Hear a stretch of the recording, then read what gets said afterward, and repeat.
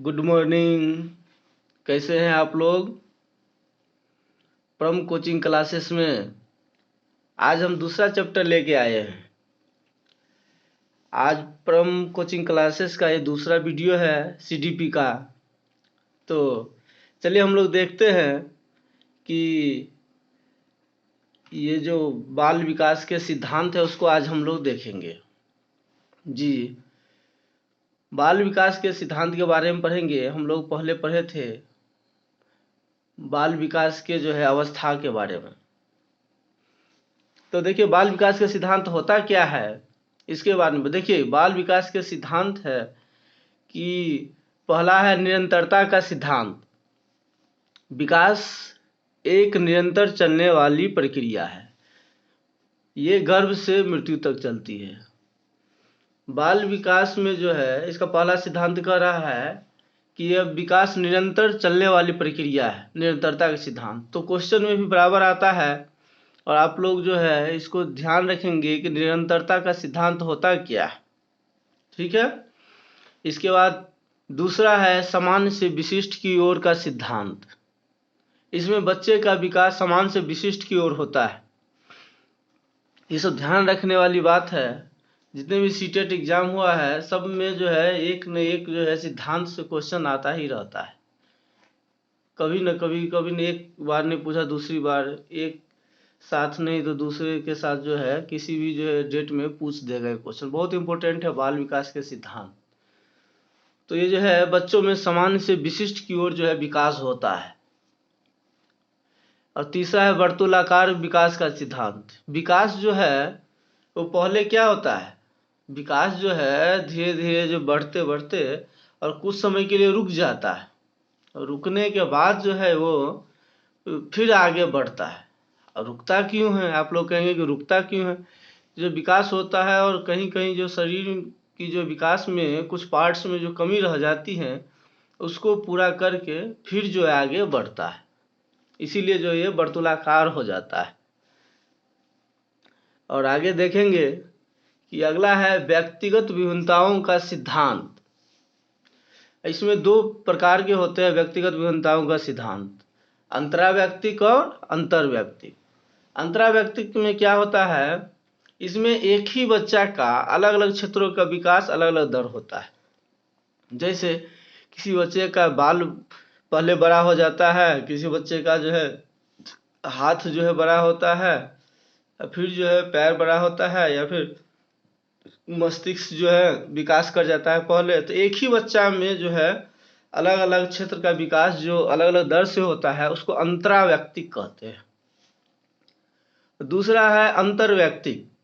इसमें बच्चों का विकास दर अलग अलग होता है। सभी बच्चों को का जो विकास दर है वो जो है अलग अलग होता है, उसको अंतर्व्यक्तिक कहते हैं। तो दोनों में डिफरेंस थोड़ा याद रखिएगा, अंतराव्यक्तिक और अंतर्व्यक्तिक। अंतराव्यक्तिक है अंतरा, एक ही बच्चा में जो है अलग अलग क्षेत्रों का विकास होता है अलग अलग दर से। अंतर्व्यक्ति में सभी बच्चों में, जैसे सभी बच्चों का ले लेते हैं, जैसे किसी का जो है हाइट पहले ज़्यादा हो जाता है, किसी का कम होता है।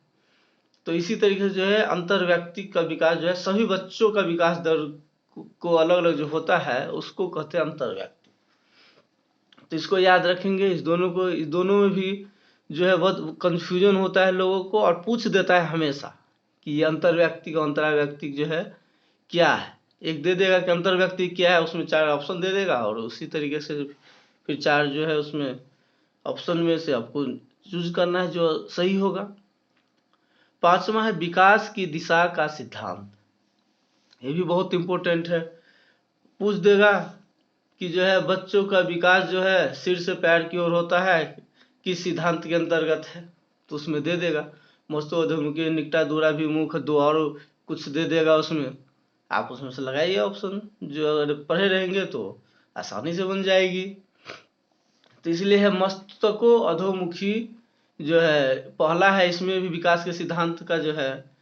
तो इसमें क्या होता है, मस्तको अधोमुखी में बच्चों का जो है विकास सिर से पैर की ओर होती है।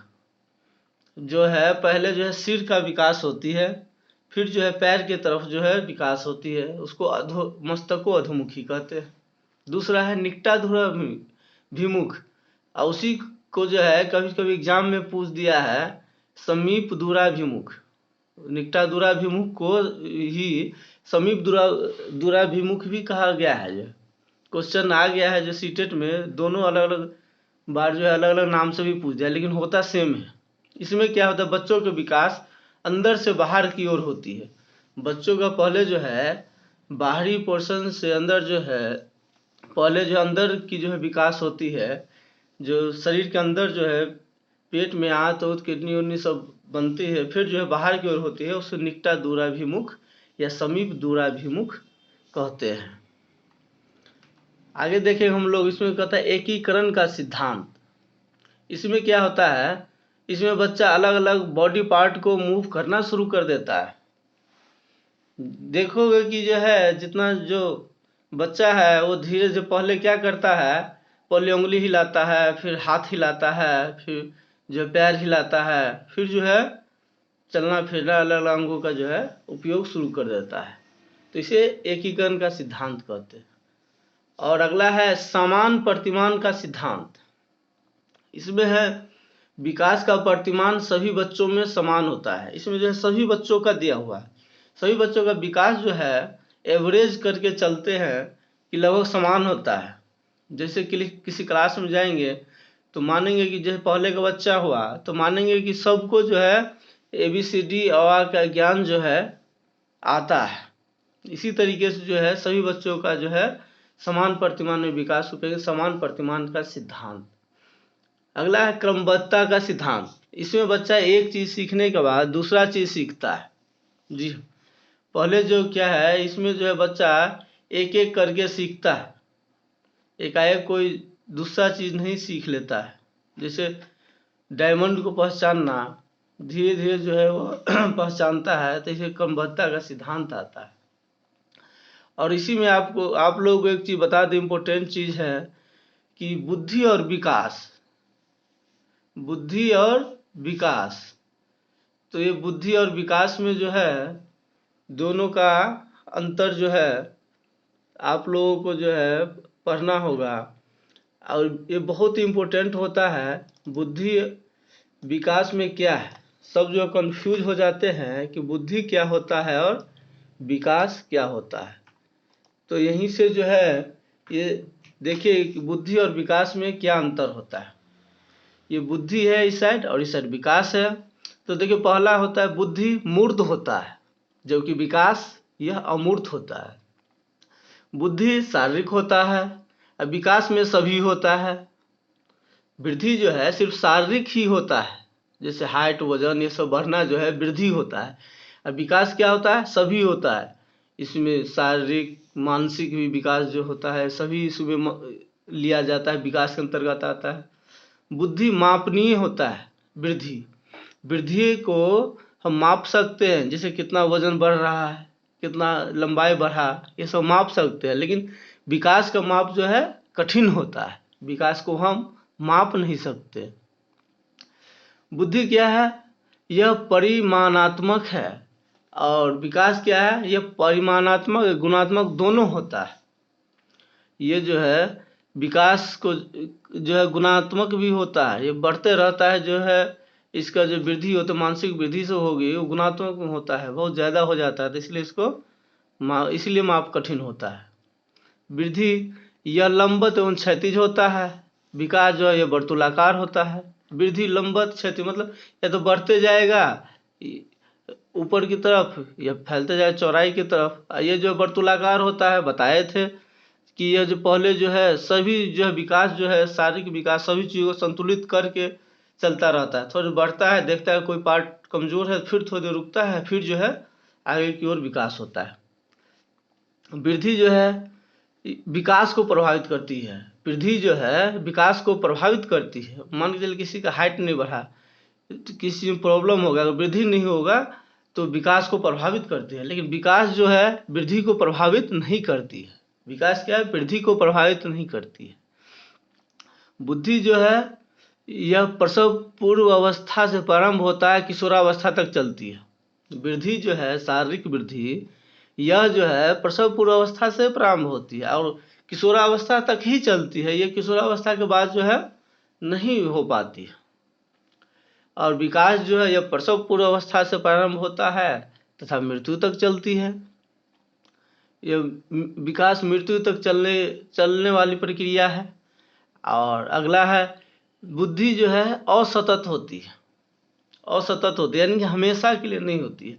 अब विकास जो है ये सतत होती है, ये हमेशा चलती रहती है। विकास हमेशा चलने वाली प्रक्रिया है। जो पहले सिद्धांत में बताया था निरंतरता का सिद्धांत, कि जो है हमेशा चलने वाली प्रक्रिया है विकास। तो ये बुद्धि और विकास में अंतर हो गया। लोग बहुत बार आता है कि बुद्धि विकास में क्या अंतर है, तो दो चीज़ को मिलाकर दे देगा। आप इसको याद रखेंगे तो आप इसमें से जो भी आंसर आएगा उसमें से आसानी से दे सकते हैं। तो आज के वीडियो में बस इतना ही, एक छोटा सा वीडियो बनाया हूँ। आप लोगों को अच्छा लगे तो लाइक कीजिए, कमेंट कीजिए और शेयर कीजिए। अपने दोस्तों को भी शेयर कीजिए अच्छा लगे तो, जिससे कि वो भी, उसको भी कुछ नॉलेज हो, वो भी कुछ पढ़ पाए, वो भी कुछ जो है सीख पाए और आने वाले एग्ज़ाम में जो है अच्छी तरीके से तैयारी कर सके। तो दोस्तों, हम जो ये जो वीडियो बनाए हैं वो पूर्णतः एनसीईआरटी पर है। हमारा नोट्स जो है पूर्णतः एनसीईआरटी पर है। हम जो भी बताते हैं पूरा सीटेट का प्रीवियस ईयर क्वेश्चन को देखते हुए और एनसीईआरटी को देखते हुए ही जो है हम ये सारे क्वेश्चन जो है सारे नोट्स क्वेश्चन के हिसाब से बनाए हैं। धन्यवाद।